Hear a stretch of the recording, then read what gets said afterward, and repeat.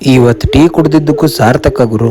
Day 191 of fitness club. ಮಗಂದಿ ಶನಿವಾರ ಬೆಳಗ್ಗೆ ಎದ್ದು ಜಿಮ್ಮಿಗೆ ಹೋಗಕ್ಕೆ ಆಗ್ತಿರಕ್ಲ, ಅದ್ರಲ್ಲಿ ಬೆಳಗ್ಗೆ ಮಳೆ ಒಂದು ಗುರು. ಬೆಳಗ್ಗೆ ಎದ್ದು ಬಿಸಿ ಬಿಸಿ ಕಾಫಿ ಕುಡಿದು ಹೊರಗೆ ಹೋಗ್ತಾ ಇದ್ದೀನಿ. ವಾರ ಪೂರ್ತಿ ಇರ್ಲಾರ್ದದ್ ಮಳೆ ಇವತ್ತು ಶನಿವಾರ ಬೆಳಗ್ಗೆ ರಪ್ಪ ರಪ್ಪ ಅಂತೇಳಿ ಸ್ಟಾರ್ಟ್ ಆಗಿದೆ. ಮಳೆ ಬರುತ್ತಿರುವ ಕಾರಣದಿಂದ ಇವತ್ತು ಜಿಮ್ಮಿಗೆ 20 ನಿಮಿಷ ಲೇಟ್ ಆಗಿ ಎಂಟ್ರಿ ಕೊಟ್ವಿ.